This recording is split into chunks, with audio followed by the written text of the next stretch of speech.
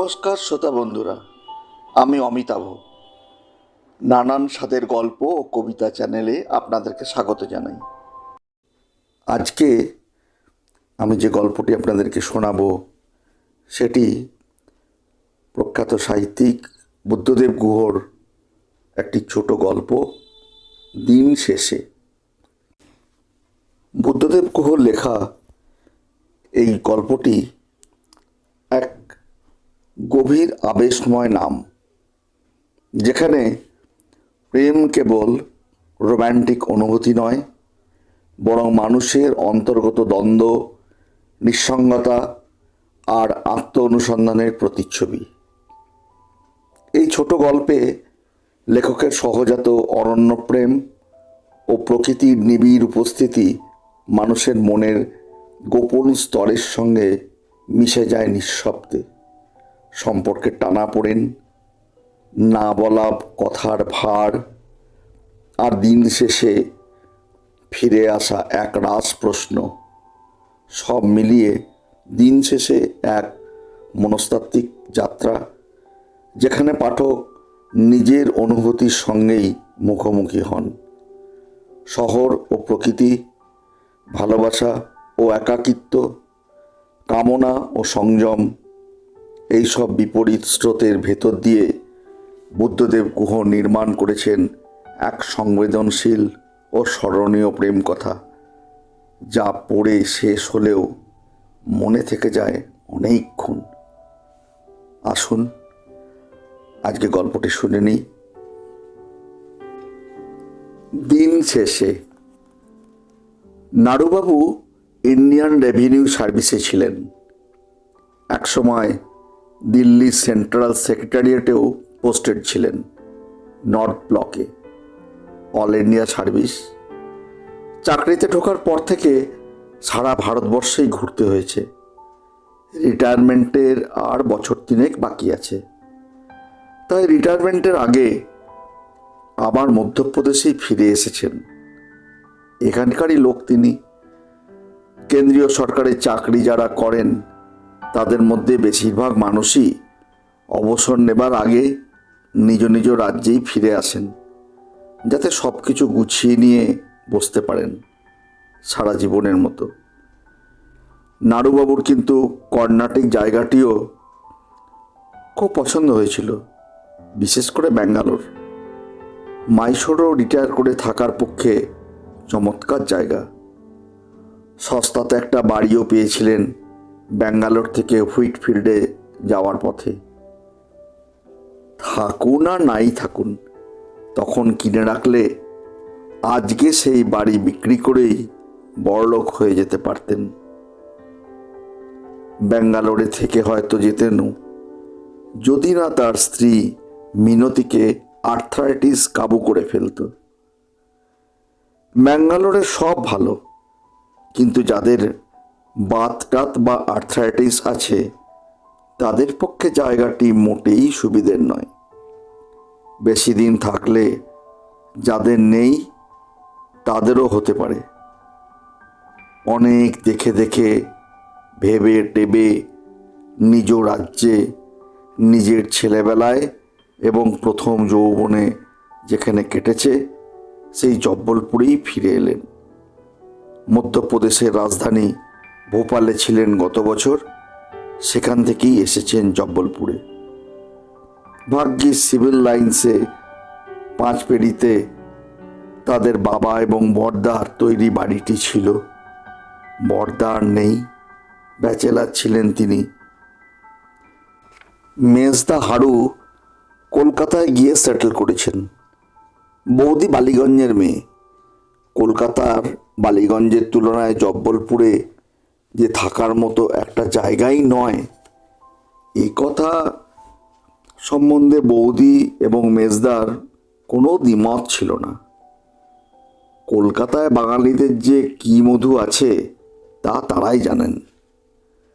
গত বছর মেজদার মেজ ছেলের বিয়েতে দিন চারেকের জন্য যেতে হয়েছিল। নিঃশ্বাস নেওয়া যায় না, হাঁটা যায় না ভিড়ে। স্কুল, কলেজ, হাসপাতাল, যানবাহনের অবস্থা দেখে বাঙালি হয়েও কলকাতা সম্বন্ধে সব মোহই উবে গেছে তার। পালিয়ে আসতে পেরে বেঁচেছেন।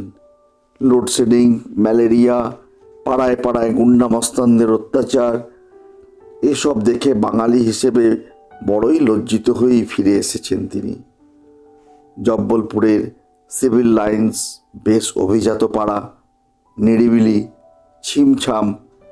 মিনতি যদি থাকতো তবে রিটায়ার্ড লাইফ খুব সুখেই কাটাতে পারতেন নাড়ুবাবু।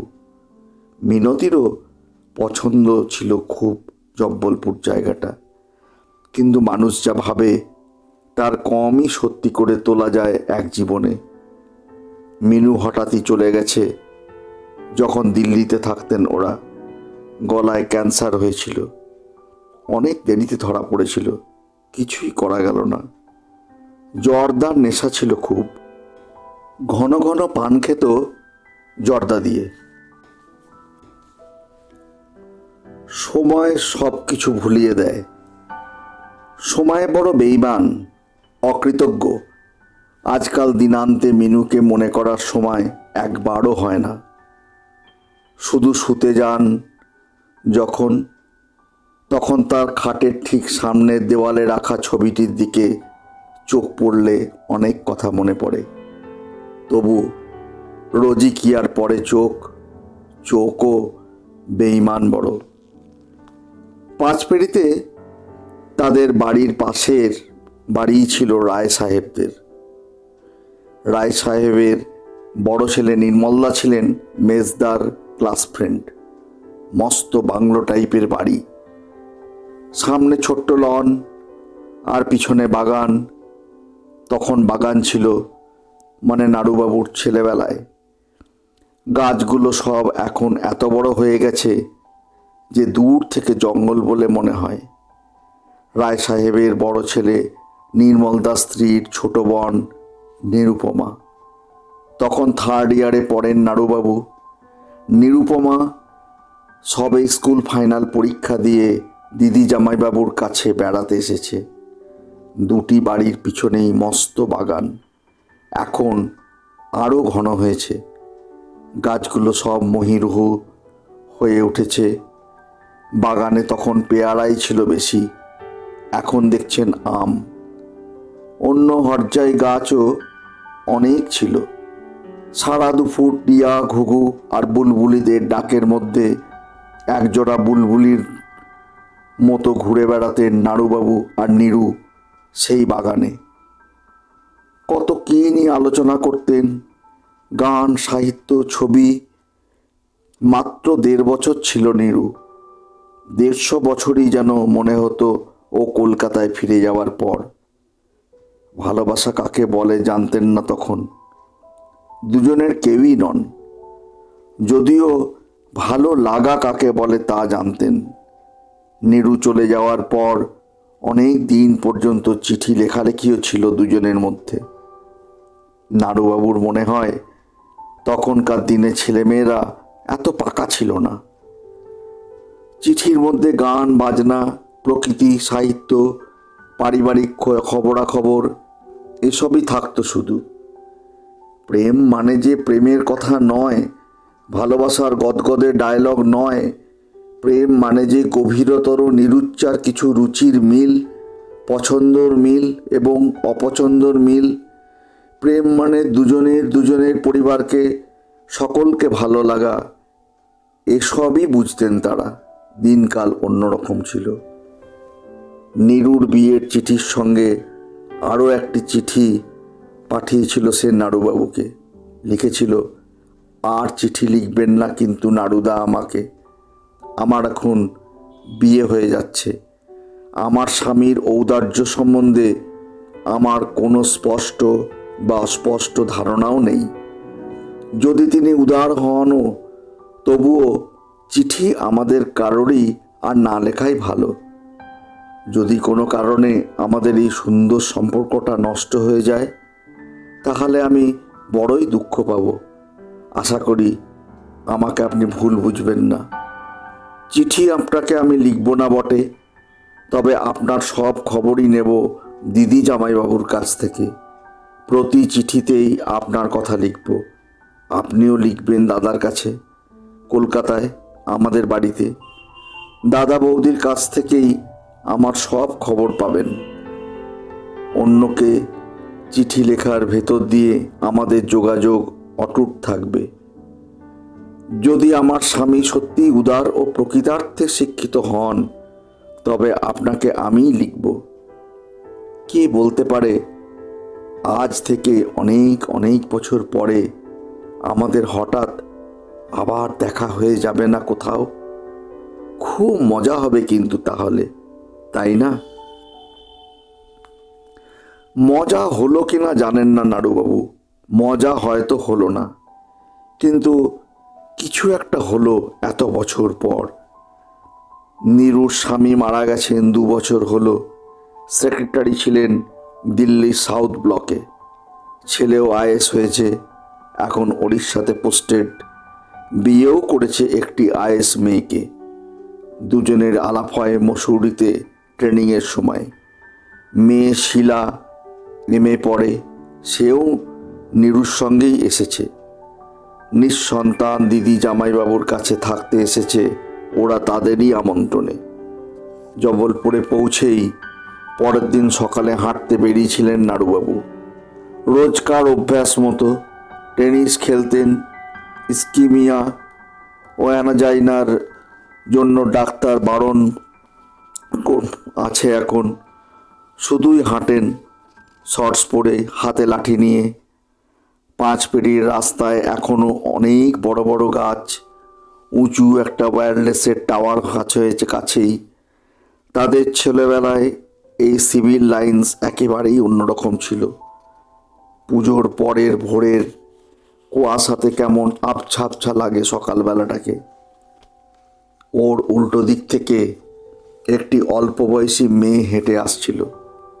জিনের ট্রাউজার পরনে, তার গায়ে একটা গেঞ্জি হলুদ রঙা প্রলিনের, তার উপরে হালকা নীল হাফ স্লিভস সোয়েটার।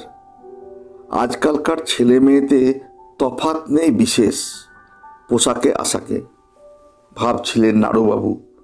অভ্যস্তই হয়ে গেছে চোখ এখন। মেয়েটি যখন কাছে এলো, তিনি চমকে উঠলেন। ওর মুখ থেকে অসাবধানে অস্পষ্টে বেরিয়ে এলো শব্দটি, নীরু। মেয়েটি তাকে পেরিয়ে চলে গেছিল।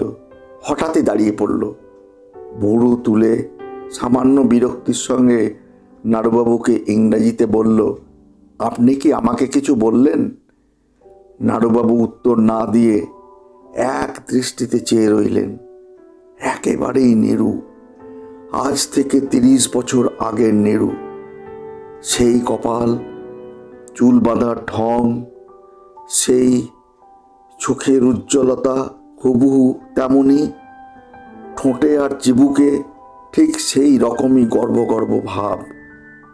থতমত খেয়ে চুপ করে রইলেন নাড়ুবাবু অনেক কিছুক্ষণ। তারপর বললেন, না, আপনাকে নয়, আপনার মতো একজনকে আমি চিনতাম আজ থেকে 30 বছর আগে। তার নাম ছিল নিরুপমা। তাই কিছু মনে করলেন না তো? মেয়েটি হাসল। কি আশ্চর্য, হাসিটাও অবিকল নিরুরই মতো। বলল, উনি কোথায় থাকতেন? জব্বলপুরেই কি? না, থাকতেন না। আমাদের প্রতিবেশী আছেন নির্মলবাবু, তার বাড়িতেই এসেছিলেন 1.5 বছরের মতো। নির্মলবাবু নিরুপমার জামাইবাবু হতেন। ও, তাই বুঝি? নির্মলবাবুর পদবী কি? রায়, নির্মল রায়। রায় সাহেব পরেশ রায়ের ছেলে। আপনি কি চেনেন নাকি নির্মলবাবুকে? নাড়ুবাবু উৎসাহের সঙ্গে শুধলেন, বললেন, কোনো আত্মীয়তা আছে নাকি? না না, চিনি না। আমি কি করে চিনব, চলি বলেই মেয়েটি চলে গেল। অনেকক্ষণ ওর চলে যাওয়ার দিকে চেয়ে রইলেন নাড়ুবাবু। হাঁটার ধরনটাও অবিকল নিরুড়ি মতো। চলকে চলকে অদৃশ্য কোনো বাজনা বাজিয়ে চলেছে যেন। নাড়ুবাবুর একবার মনে হলো যে মেয়েটির চোখে কথা বলার সময় যেন প্রচ্ছন্ন কৌতুক ঝিলিক মারছিল। ঠিক বুঝলেন না। নতুন বাইফোকাল চশমা নিয়েছেন, মাঝে মাঝে চলতে গিয়ে হোঁচট খান। যা দেখতে চান তা চোখের মধ্যে লাফালাফি শুরু করে। তাই এই কুয়াশা ভরা হেমন্তর ভোরে চশমা না নিয়েই বেরিয়ে গিয়েছিলেন। মেয়েটির মনের গোপন ভাবটি ঠিক ভালো করে ঠাওর করতে পারলেন না।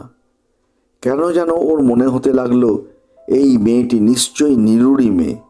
কে জানে নীরু কি বেঁচে আছে? সত্যি কি কারো সঙ্গে দেখা হলো তার একটু আগে?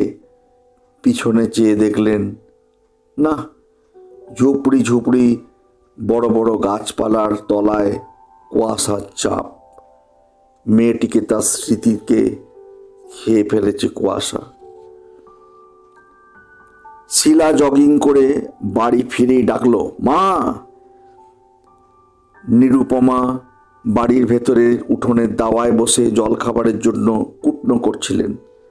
জামাইবাবু নির্মলদা ডালপুরি খেতে ভালোবাসেন। ডালপুরির সঙ্গে বেগুন ভাজবেন বলে বেগুন কুটছিলেন। আজ রবিবার, ওদের অবশ্য এখন রোজই রবিবার। মা। নিরুপমার মাথার মধ্যে একটা ধাক্কা দিল শিলু। হলোটা কি? সকালবেলা তো চেঁচাচ্ছিস কেন? চিৎকার শুনে নির্মলবাবুও বেডরুমের বারান্দা থেকে বেরিয়ে এলেন। ড্রেসিং গাউন পরে রোদে পিঠ দিয়ে বসে তিনি পাইপ খেতে খেতে কাগজ পড়ছিলেন। বললেন, কিরে শিলু, হলোটা কি? এত শোরগোল কিসের? ও মেশো, মাকে বলো আমাকে খাওয়াতে হবে। শিলু উত্তেজিত হয়ে বলল, কেন? সাত সকালে হঠাৎ তোকে খাওয়াতে হবে? খুলেই বল। আমি জগিং করার পর হেঁটে ফিরছিলাম, এমন সময় দেখি একজন ভেরি টল, এক্সট্রিমলি হ্যান্ডসাম পৌর ভদ্রলোক লাঠি ঘোরাতে ঘোরাতে আসছেন। আমার পাশ দিয়ে যেতে যেতে হঠাৎ বিড়বিড় করে বললেন, নিরুপমা, স্বগতোক্তির মতো, আপন মনেই। কে? চমকে উঠে বললেন নীরু। বললেন, দেখ শিলু, সাত সকালে মা মেশোর সঙ্গে ইয়ার্কি? না, সব সময় তোর এই ফাজলামো ভালো লাগে না। আজকাল তোদের একটা সেন্স অফ প্রপোর্শনই নাই। কথাগুলো বলতে বলতে ফর্সা মুখ কিন্তু লালও হয়ে উঠল নিরুপমার। তার ভিতরে ভিতরে তখন ভাঙচুর শুরু হয়ে গিয়েছিল। সত্যি মা, শিলু বলল। যত বাজে কথা। মেসমশাই নির্মলবাবু বললেন, চিন্তায় ফেললি রে শিলু।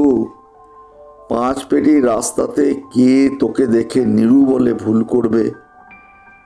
কোনো পাজি বুড়ো টুড়ো তোর সঙ্গে আলাপ করার চেষ্টায় এমন করছে না তো? তোর বিয়ের যোগ্য ছেলেও থাকতে পারে। না, অমন রেসপেক্টেবল চেহারার লোক কখনোই পাজি হতে পারে না। কি জানি, জব্বলপুরে তোর মা স্কুল ফাইনাল পাস করে এসে 1.5 বছরই মোটে ছিল।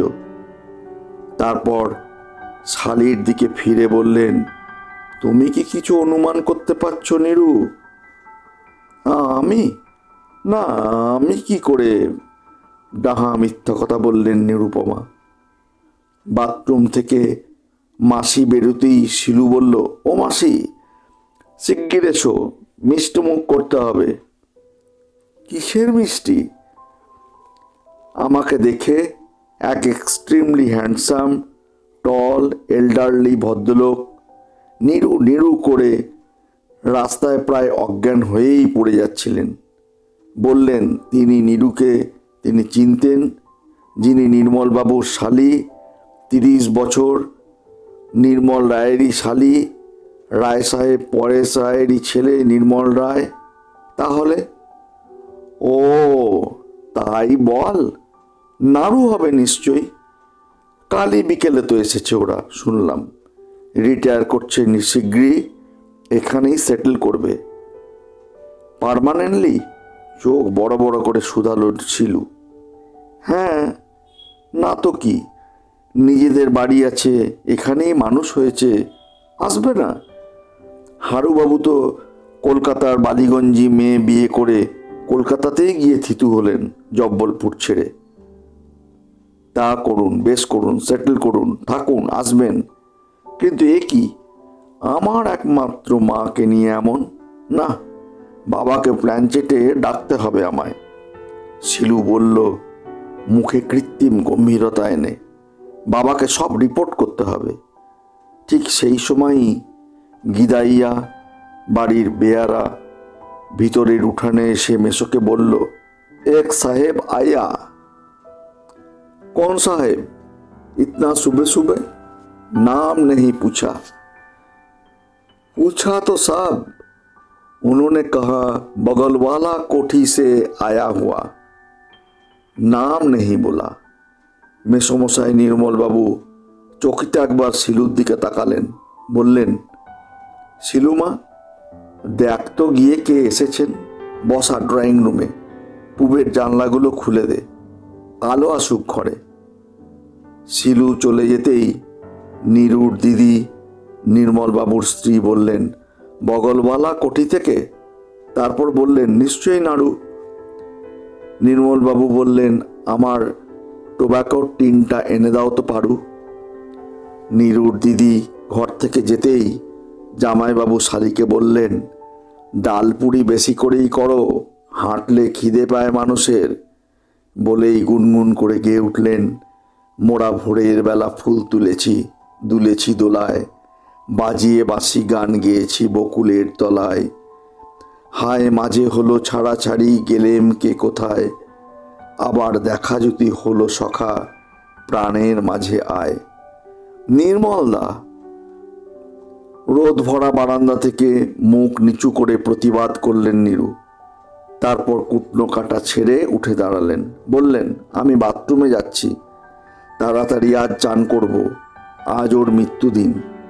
শিলুটা জানে তবুও সবসময় কি ইয়ার কি ভালো লাগে বলুন নির্মলদা? আজকালকার ছেলে মেয়েদের মধ্যে গভীরতা বলে কিছু নেই। নির্মলবাবু বললেন, সরি নীরু, আমারও মনে ছিল না। পাঁচটা বছর কোথা দিয়ে কেটে গেল। আচ্ছা, যদি নাড়ু তোমার সঙ্গে দেখা করতে চায়, কি বলবো? বলবেন বলবেন যে আজ নয়, আজ আমার শরীর ভালো নেই, ব্লাড সুগারটা বেড়েছে। তাছাড়া বলবেন যে আজ ওর মৃত্যুদিন, আমার মন ভালো নেই। পারু পাইপের টোব্যাকোর টিনটা নিয়ে এসে দিলেন নির্মলবাবুর হাতে। অবাক হয়ে বললেন, ও কি, নীরু কোথায় গেল? বাথরুমে। হঠাৎ কেন? আজকে শ্যামলের মৃত্যুদিন। একথা তুমি আমাকে আগে বলবে তো, না জেনে নীরুর সঙ্গে ফাজলামি। তুমি তো এই করতেই আছো, কোনো সেন্স নেই তোমার। আর মেয়েটাও তেমনই। আমাকে বলতেই বা হবে কেন? বোন কি আমার না তোমার? আমার মনে থাকে আর তোমার থাকে না কেন? বলতে বলতেই শিলু এলো উঠোনে। কিরে, চলে এলি একা বসিয়ে রেখে? ছি, উনি তো চলেই গেলেন। কেন কেন রে? খুবই বকলেন আমাকে, বোধহয় আমাকে বকতেই এসেছিলেন। কেন, কি বলল কি নাড়ু? বললেন, মা, যৌবনের খুশি দিয়ে যাদের যৌবন চলে গেছে তাদের আহত করো না কখনো। যৌবন কারোরই চিরদিন থাকে না। তোমার বলা উচিত ছিল যে নীরু তোমার মা। তোমার বাবা কোথায়? কখনো আলাপই হয়নি ওর সঙ্গে। আমার বাবা? আমি কথা শেষ করার আগেই উঠে পড়লেন, বললেন, না থাক, আজ আমার স্ত্রীর মৃত্যুদিন। বলেই উনি চলে গেলেন। সত্যিই চলে গেলেন, আমাকে আর কিছু বলতে না দিয়েই চলে গেলেন। গেটের কাছে পৌঁছে বললেন, নির্মলদাকে আর পারু বৌদিকে বলো যে আমি এসেছি কাল বিকেলে। এখন তো এখানেই থাকবো, দেখা হবে। তাড়া নেই কোনো, আসবো আবার। নিরুপমা বাথরুমের দরজা খুলে বেরিয়ে এলেন। সকলের মুখে চেয়ে চেয়ে বুঝলেন যে কিছু একটা ঘটেছে। বললেন, নির্মলদার সঙ্গে একটু বাজারে যাবি? ড্রাইভার আসবে না আজ? না, আজ তো রবিবার। নির্মলবাবু বললেন, না, নাড়ু নিজেই চলে গেল। নিরু বসলো না একটুও। শ্যামলের মৃত্যুদিনের কথা আমারও কিছু বলতে হলো না। কেন? নিরুপমা শুধলেন। শিলু বলল মুখ নিচু করে, আজ ওর স্ত্রীর মৃত্যুদিন মা।